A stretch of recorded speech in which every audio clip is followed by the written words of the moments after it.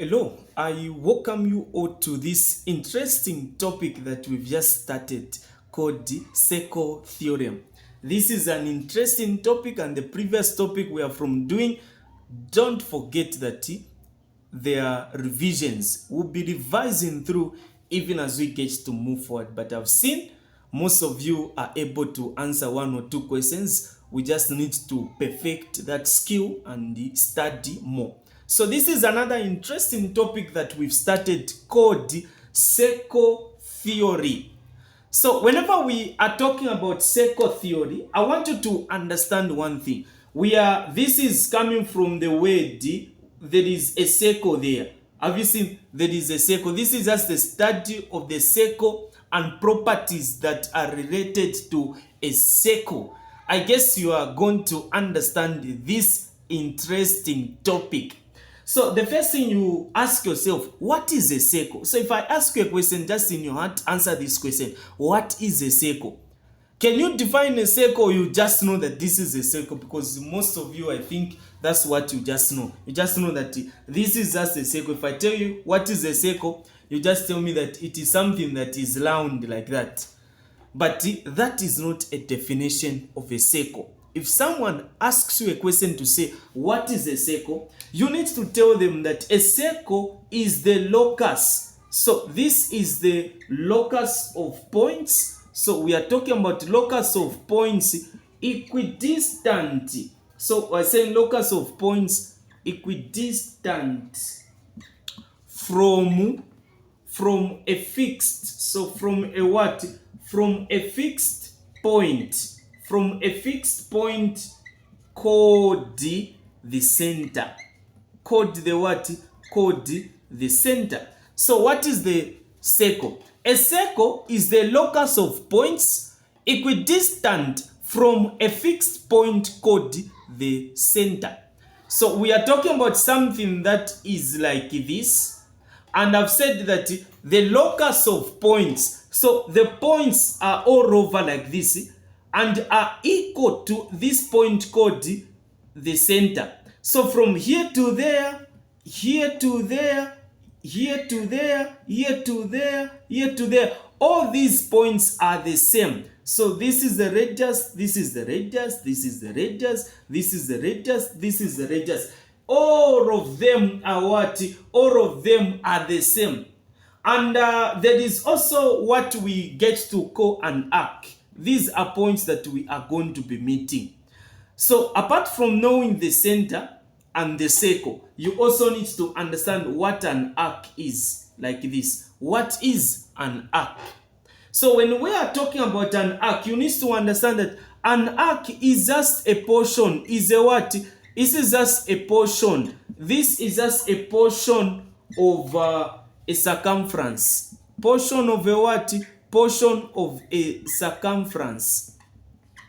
So this is what I'm talking about. What is an arc? An arc is just a portion of a circumference. So what I mean by an arc is like this. So when we are talking about an arc, so an arc which is just a portion, a circumference, it is this one. Have you seen? It is this. This we can say, okay, this whole thing here, we are talking about the circumference of a circle. And you also need to understand one thing. So when I say, okay, this arc, for example, if I cut this, have you seen like this? So this thing from here to there, this is an arc.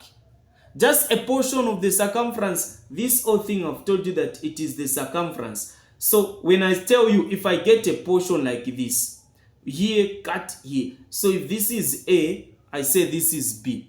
So this is what I'm calling an arc. I can say AB is an arc. Hope we are moving together. So this is what you need to understand. That is an arc. Then we've got this one, from the center to the circumference. So a point from the center, from the center, there is a radius. I had to say something there. Radius. What is a radius? A radius is a line. So we are talking about a line drawn. What is a radius? A radius is a line drawn from the what? From the center to the circumference. To the what? To the, so from the center to the circumference. This is the what? Radius. To the circumference of a circle. So this is what I get to mean. If we extend two radii, we get to form what we get to call a diameter. So obviously this one, if I extend it like this, I extend it like this, obviously we get to form what we call a diameter. So if I say this is C, this point is C, that point is D. So I'm going to say CD, that point CD, this point CD, this line CD. So CD is called, CD is called a what? Is called a diameter. We get to call it a what? We get to call it a diameter. So a diameter is a line that is cutting the circle into two equal parts.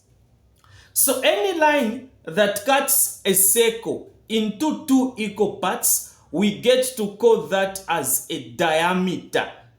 When you get to like any line dividing, I think this word is enough. Any line dividing a circle into two equal parts is what is called as the diameter. Apart from knowing what a diameter is, you also need to understand what we get to call a chord. There's what is called a chord. You need to understand what a chord is. If I ask you what is a chord, so you need to understand what a chord is. If this is a circle, this is a circle. Have you seen? This is our circle.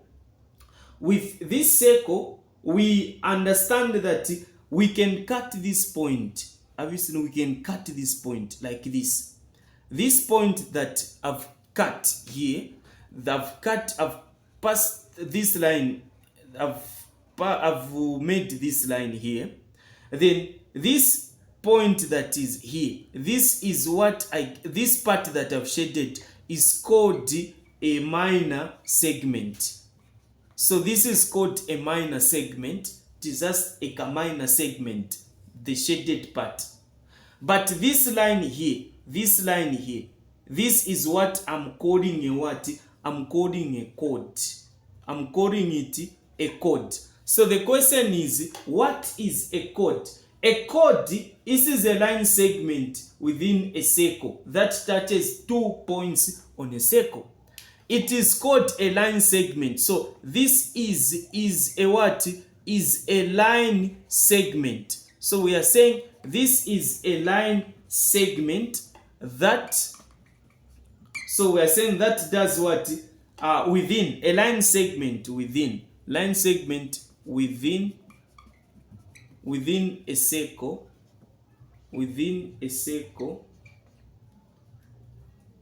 that does what? That gets to cut. So we are saying that it is going to do what? It is going to touch 2 points in a circle. That touches 2 points. That touches 2 points on a circle.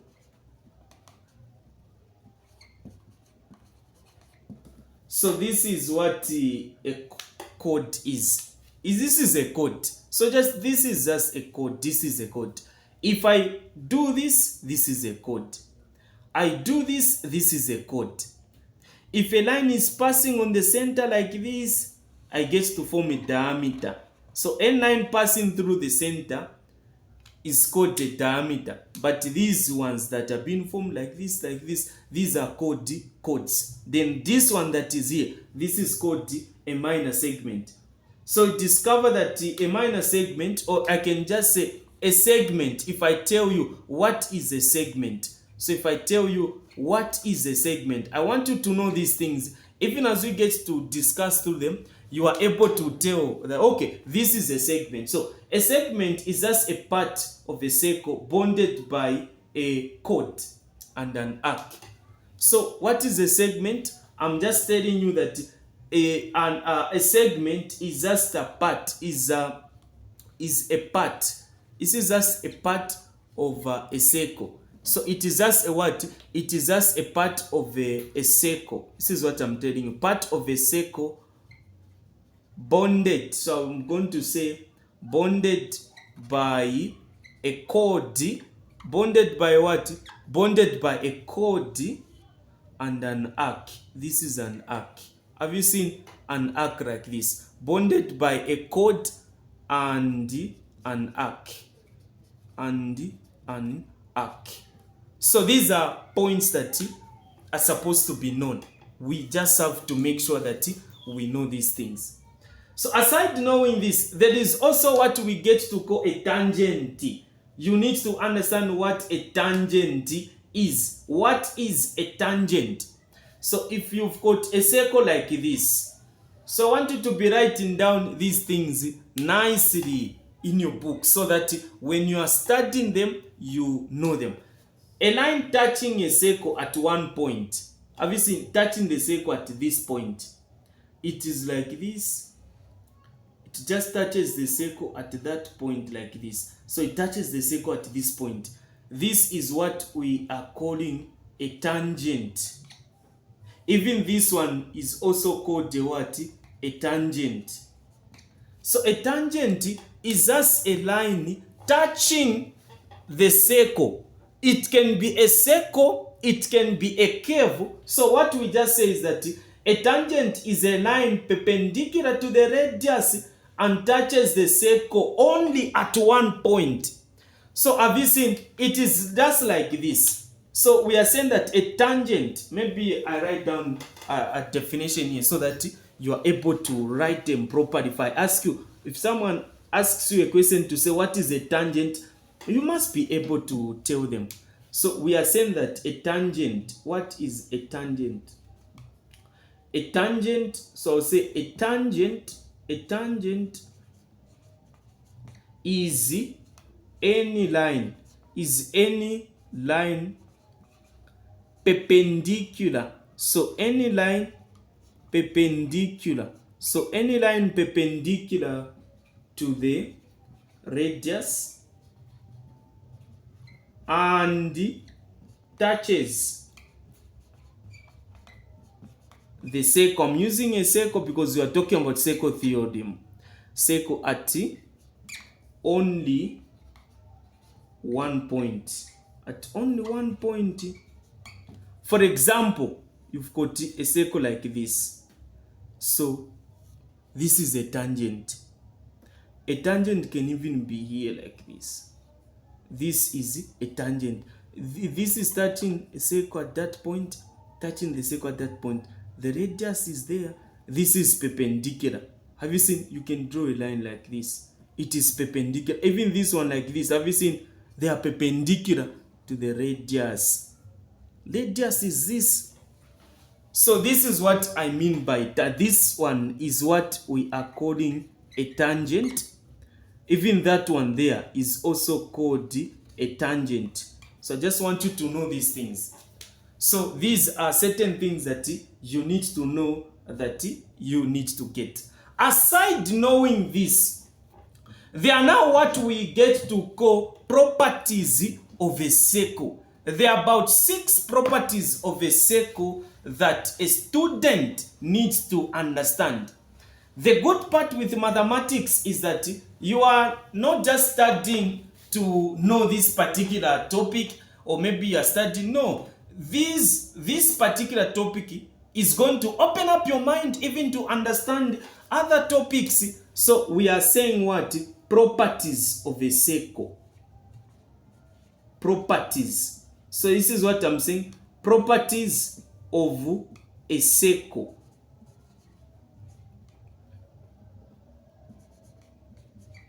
So we get to say angle properties because they are angle related. So I'm going to say angle properties. They are called angle properties, like this. So this is another subtopic that we've started. Angle properties. This is now where the main topic is. Angle properties of a circle. The first property that I want you to understand, this is a property that I want you to understand. So I've told you that basically we are going to talk about 6, but there are 7 properties of a circle. So basically there are 7 properties of a circle, but I'll try by all means to simplify them so that we just look at 6 of them. So I'll make sure that I simplify them and make them easy for you to get them, so that you try to understand these properties that I'm going to share with you. So make sure that I simplify them. The first property that I want you to understand is that the angle, this is the first one. The angle, I guess you're able to see, I'm saying, you may not see the handwriting. The angle, I'm saying that the angle at the center of a circle is twice, this is twice the angle at the circumference. The angle at the what? The angle at the circumference of the circle.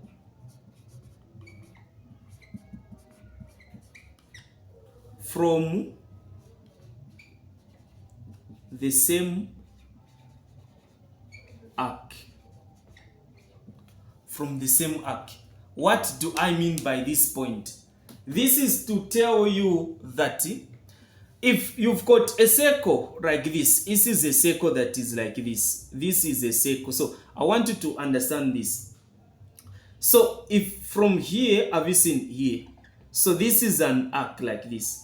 Let's say this is the center. So an angle like this, even here like this, formed, even this one there, this one there. So have you seen these two angles are formed on the same arc? This arc, I can say A, B. They are formed on the same arc. So this angle at the center is twice bigger than the angle at the circumference. So meaning that if this one is 150, this is to tell you that that one is going to be 75. This is the concept. This is property number what? 1. We've started 7. So if you understand this, just know that you are remaining with 5 of them. I've told you that there are 7, but I'm going to give you 6. I'm going to compress them, summarize them, so that you understand them clearly. So this is, I won't even talk much on this. I've told you the point itself is self-explanatory point, which is saying the angle at the center of a circle is twice the angle at the circumference of the circle from the same arc. And this is the illustration. So this is property 1. Property number 1 that you need to understand. We now go to another part. We now go to property number 2. So angle properties, we go to the second one.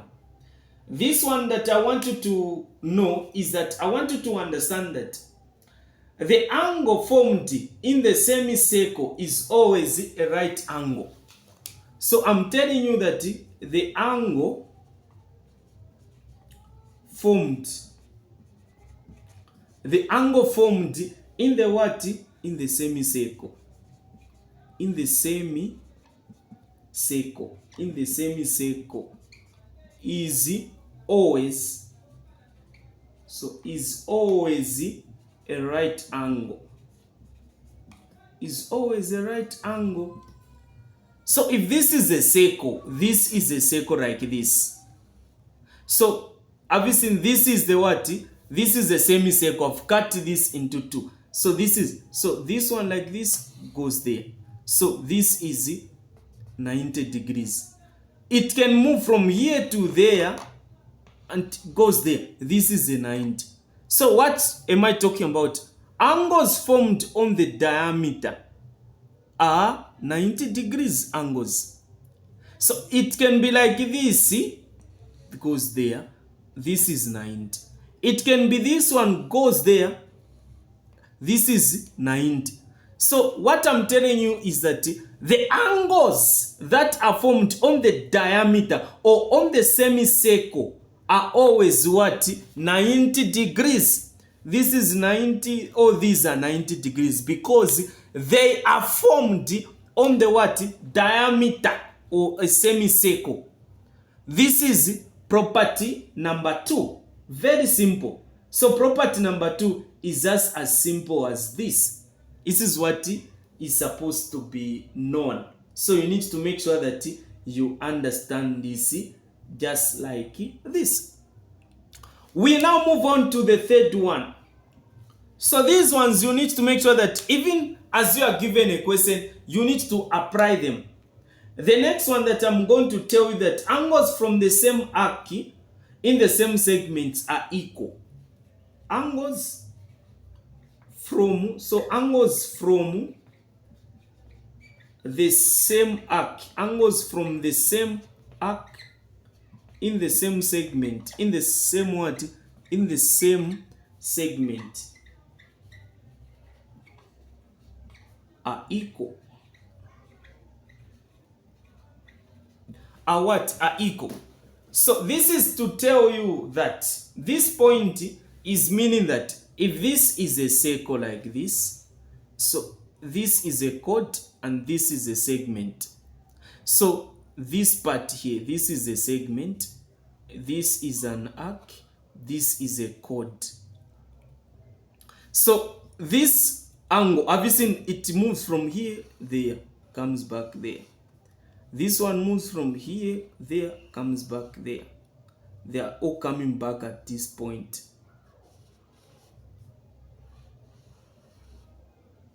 This one moves there, go back there. Moves there, goes back there. So all there just between here. Meaning this angle is equal to that angle, is equal to that angle, is equal to that angle. It means that all these angles are equal. This angle is equal to that angle, equal to that angle, equal to that angle. So all these angles are what? Are equal. This is what you are supposed to know. So I've given you how many? 3 of them. And I want you to understand this. And questions can come just like this in an exam. You just have to understand this part. This is a simple part that I want you to know. So this is where we are going to end from. So I've given you how many properties? 3 properties. So I want you to know these properties. We are remaining with how many? 3. Then we are done. We can even conclude this topic. This topic is all about understanding these properties. Once you understand these properties, then everything becomes simple. So just understand the properties. Once you know the properties, these are simple things that you are even going to tell me that, sir, these are simple things. So I just want you to know these ones and understand them clearly. So I'll give you an exercise. I see how you are going to answer it.